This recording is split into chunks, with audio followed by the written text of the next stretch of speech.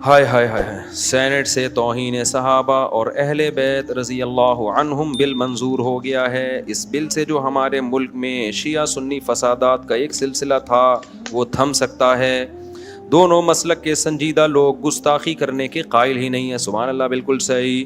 لیکن لوگ ایسے ہیں، بہت سے لوگ ایسے ہیں جنہیں اس بل سے مسئلہ ہو رہا ہے اور وہ اسے ختم کروانا چاہتے ہیں۔ آپ اس سلسلے میں انہیں کیا پیغام دیں گے؟ دیکھو، اس بل کے پاس ہونے سے اہل بیت کی عزت بھی کیا ہو گئی؟ محفوظ۔ تمام صحابہ کی عزت کیا ہو گئی؟ محفوظ۔ کوئی کہہ سکتا ہے نا، اس بل پہ ان لوگوں کو اعتراض ہو رہا ہے جن کو صحابہ سے نفرت ہے، وہ کہتے ہیں ہمیں کھلے عام گالیاں دینے کا موقع نہیں ملے گا۔ تو بتاؤ، آپ کھلے عام ہندوؤں کو گالیاں دیتے ہو؟ کھلے عام ہندوؤں کے بتوں کو گالیاں دیتے ہو؟ تو کیا آپ کی نظر میں وہ صحابہ بتوں سے بھی بدتر ہے؟ معاذ اللہ، نقل کفر ہے بھائی۔ تو جو بھی اس بل کی مخالفت کر رہا ہے نا، اس نے اپنے بارے میں ثابت کر دیا ہے کہ مجھ سے زیادہ بدترین انسان اس دنیا میں کوئی بھی نہیں ہے جو کھلے عام گالیاں دینے کا بل پاس کروا رہا ہے، جو دنیا کے کسی مذہب میں اجازت نہیں ہے۔ آپ کو کسی سے اختلاف بھی ہوتا ہے نا، اس کی بھی کچھ حدود ہوتی ہیں۔ کھلے عام گالیاں کون دے سکتا ہے بھائی؟ دنیا میں کہیں آپ ہندوؤں کو نہیں دے سکتے، آپ ان کے بتوں کو نہیں دے سکتے گالیاں۔ آپ باطل لوگوں کو کھلے عام، اس قرآن نے منع کیا نا کہ تم برا بلا کہو گے، وہ بھی کہیں گے جواب میں۔ تو کتنی گالیاں پڑتی ہیں، کوئی صحابی کو برا بلا کہتا ہے، اس کو بھی خود بھی تو پڑتی ہیں نا۔ تو کتنا اچھا قانون ہے جو پاس ہو گیا کہ بھائی کسی صحابی کو کی توہین کرنے کی اجازت نہیں ہے۔ آپ کو اگر اعتراض ہے، آپ اپنا جو بھی اختلاف ہے وہ ریکارڈ کروا سکتے ہیں، وہ تو ہوتا ہے۔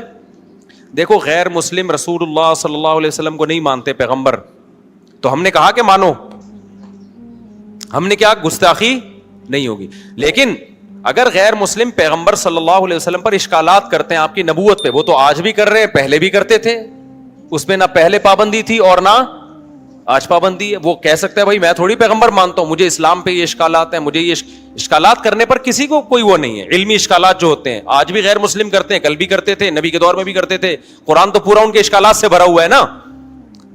بات ہے توہین، نبی نے ان اشکال کرنے والے کافروں کو کچھ نہیں کہا جو اشکالات کرتے تھے، توہین کرنے والے کافروں کو سزا دی آپ نے۔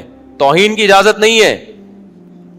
تو اگر کسی شخص کو کسی صحابی سے کوئی بیر ہے، وہ سمجھتا ہے کہ وہ صحابی نے غلط کیا، آپ اپنا علمی اشکال ریکارڈ کروا سکتے ہو، علماء اس کے علمی جوابات دیتے ہیں۔ یہ بل اشکالات ریکارڈ کروانے کے خلاف پاس نہیں ہوا ہے، یہ بل توہین کے خلاف پاس ہوا ہے۔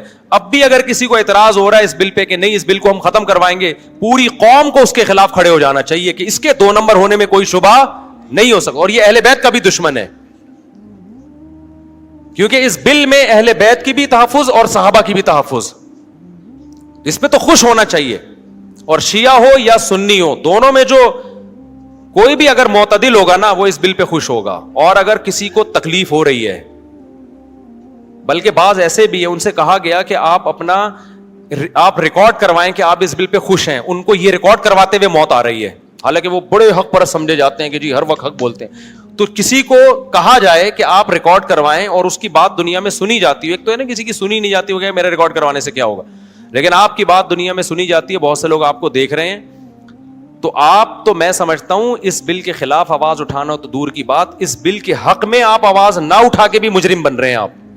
ایسے بھی اسکالرز ہیں جو صبح و شام بڑی اچھی اچھی قرآن و سنت کی باتیں کرتے رہیں گے، لیکن آج اس بل کی حمایت میں ان کی زبان بند ہے، کیونکہ وہ خود بھی ان کو پتا ہے کہ ہم پکڑے جائیں گے اس میں، کیونکہ ان کی زبانیں بھی صحابہ کی گستاخیوں سے آلودہ ہو چکی ہیں۔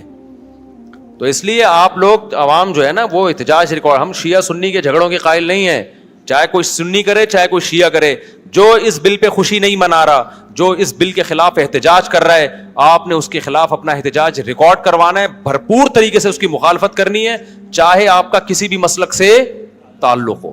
ہم تو خوش ہیں بھائی، اللہ کا شکر ہے، ہمیں تو چونکہ علی سے واقعی محبت ہے نا، سچی مچی کی محبت ہے، اس لیے ہم خوش ہو گئے کہ آج علی کی کوئی گستاخی آج کے بعد نہیں کر سکتا۔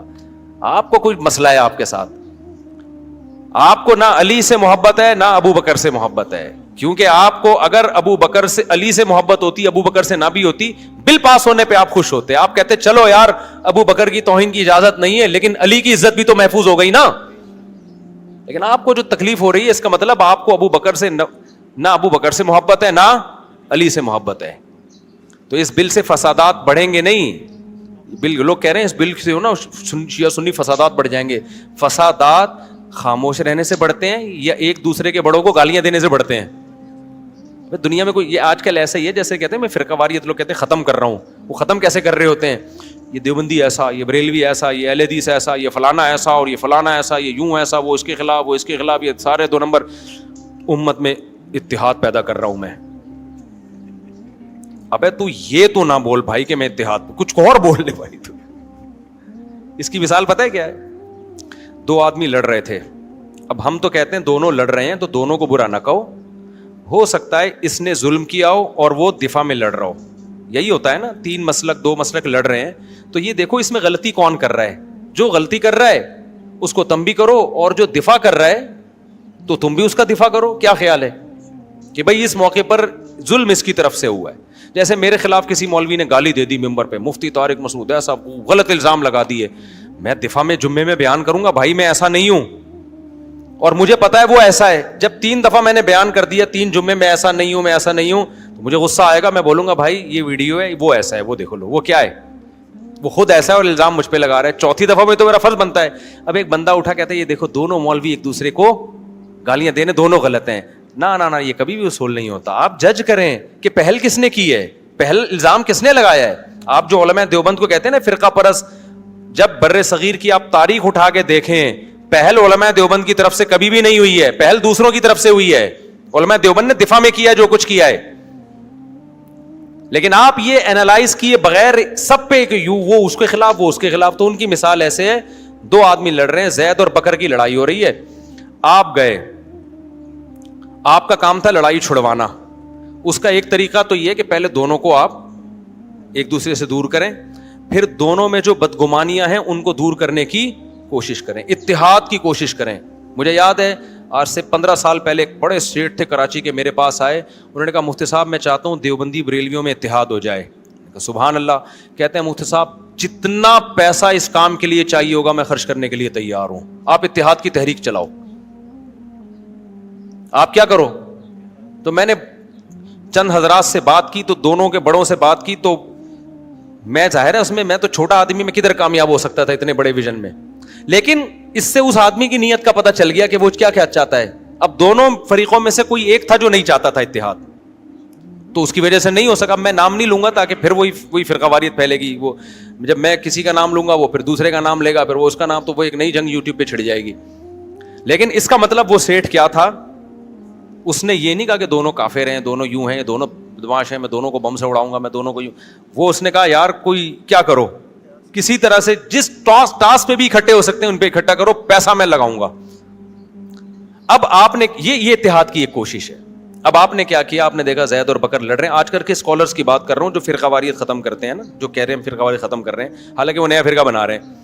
تو ان کا طریقہ کار کیا, زید نے بکر کو پنچ مارا, بکر نے زید کو پنچ مارا. آپ نے پہل دیکھے بغیر کہ پہل کس نے کی ہے, آپ نے کہا, کسی نے کہا یار اتحاد کراؤ. آپ نے کہا یہ دونوں لڑ رہے ہیں, یہ دونوں کیا کر رہے ہیں, لڑ رہے ہیں.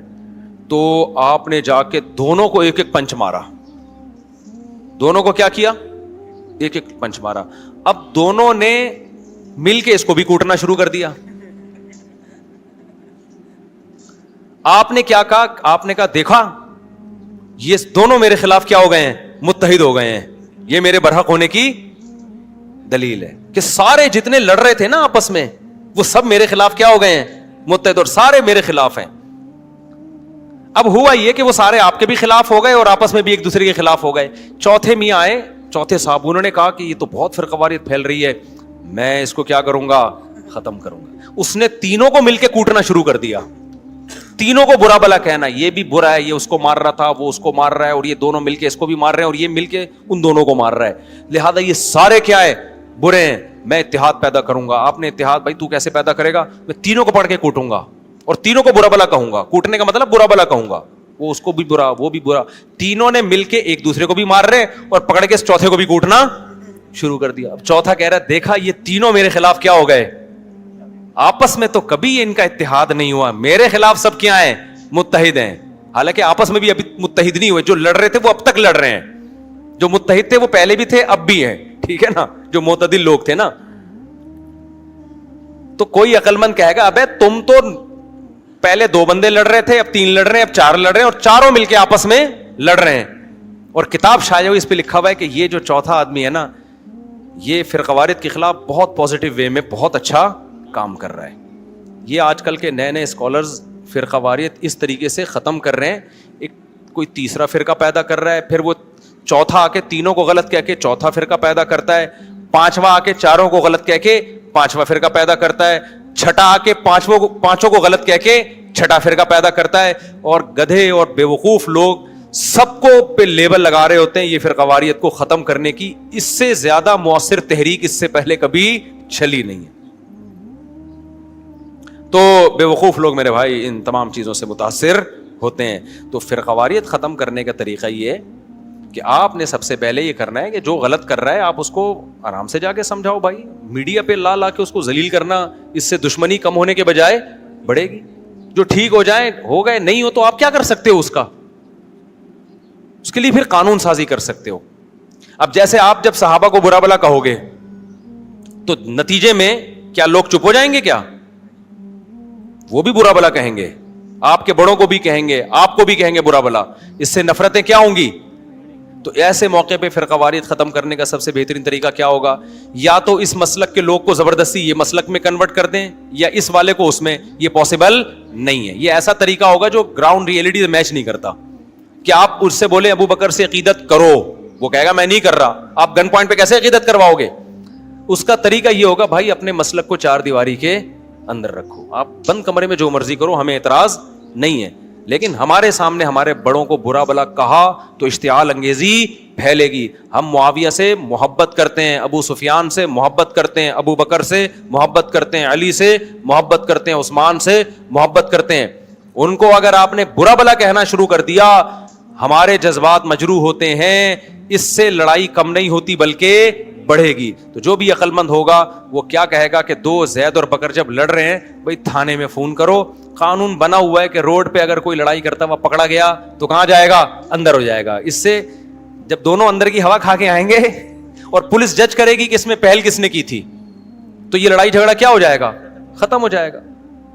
یہ جب ہوگا جب قانون بنا ہوا ہو. اگر بنا ہوا ہی نہیں ہے تو قانون سازی کرو کہ کسی کو کسی پہ مکہ اٹھانے کی اجازت نہیں ہے.